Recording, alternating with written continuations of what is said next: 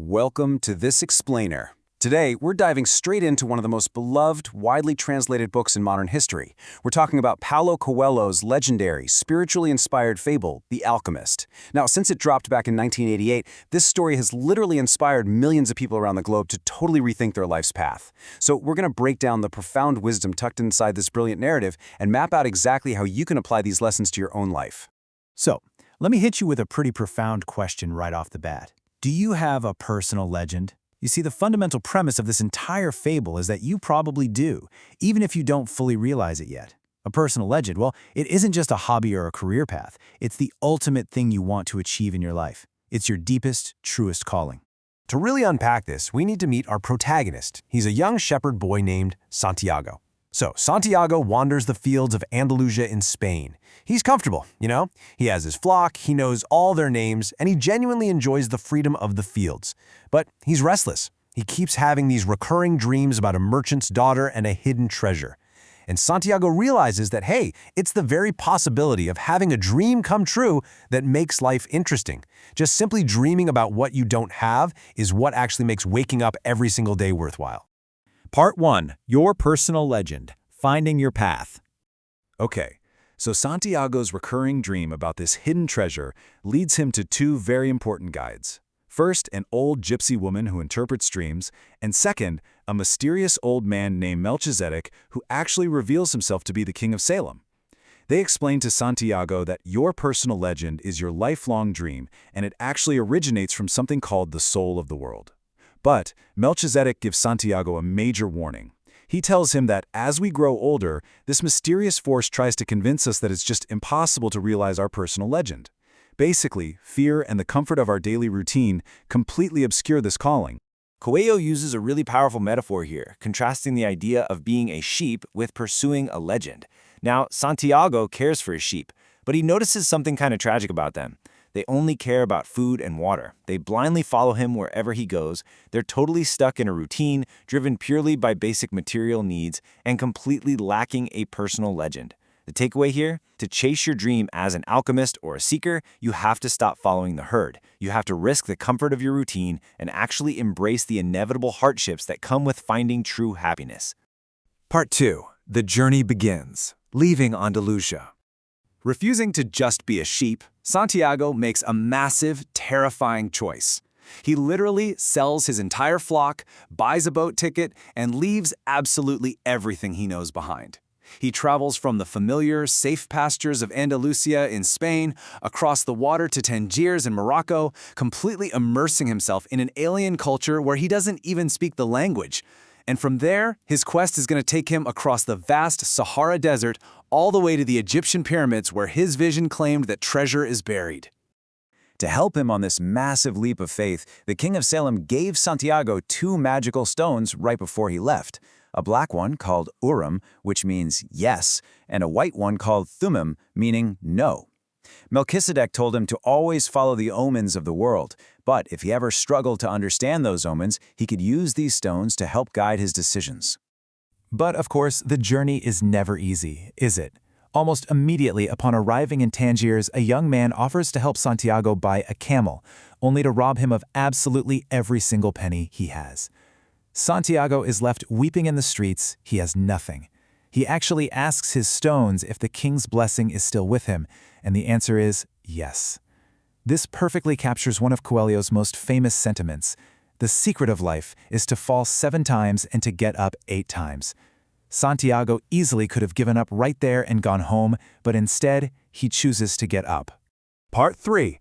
Listening to the world. Reading the omens. So, Santiago has to rebuild from scratch. He takes a job cleaning glass in a struggling crystal shop, and through sheer, gritty, hard work, he makes it incredibly successful. After earning enough to finally continue to the pyramids, he joins a caravan crossing the dangerous desert and ends up meeting an Englishman who is studying alchemy. The Englishman introduces him to this massive concept, the soul of the world. It's the governing principle of all things. The idea is that when you genuinely want something with all your heart, you are immersed in the soul of the world, and the entire universe literally conspires to help you achieve it. Santiago realizes that even getting robbed back in Tangiers was a necessary omen that pushed him forward on his path. As they cross the Sahara, brutal tribal wars break out, making the desert way too dangerous to navigate. The caravan is forced to stop indefinitely at a neutral desert oasis, and it's here, right beside a well, that Santiago meets a beautiful woman named Fatima. He falls deeply, instantly in love. He even contemplates abandoning his entire quest for the treasure right then and there, just so he can stay at the oasis and marry her. But Fatima is incredibly wise. She tells Santiago that she understands he must find his treasure to realize his life goals. And what's amazing here is that his love for Fatima actually sharpens his connection to the soul of the world. Like she teaches him, wherever your heart is, that is exactly where you'll find your treasure. Because his heart is completely open, Santiago is able to read the omens of the desert, and he actually foresees a surprise attack by an invading army. He warns the oasis chiefs, saving countless lives and earning a massive reward of gold in the process. Part 4. Becoming the Wind, the ultimate test. Santiago's huge success at the oasis attracts the attention of the man he has been looking for all along, the titular alchemist. The alchemist convinces Santiago to leave the safety of the oasis and finish his journey. But as they travel, things go sideways. They're captured by a violent, warring tribe. To save their lives, the alchemist gives the tribe all of Santiago's newly earned gold and makes a crazy bluff. He tells the tribal chiefs that Santiago is a powerful wizard who can destroy them all by turning himself into the wind. Naturally, the tribe doesn't buy it, but they give Santiago exactly 3 days to prove his power or he'll be killed. Okay, talk about a high-stakes test, right? On the 3rd day, standing on the edge of a cliff, Santiago literally must perform a miracle. First, he speaks to the desert, but the desert doesn't know how to turn him into the wind, so he asks the wind itself, but the wind doesn't understand love or the soul of the world. Next, he asks the sun, but even the sun is limited. Finally, the sun tells him to pray to the hand that wrote all. In that moment, Santiago realizes that his own heart and the soul of the world are the exact same thing. In that state of pure spiritual alignment, he literally disappears and reappears on the other side of the camp. The terrified chiefs, completely stunned, let them go. Part 5. Finding the real treasure. Arriving in Egypt. After parting ways with the alchemist, Santiago finally reaches the breathtaking Egyptian pyramids.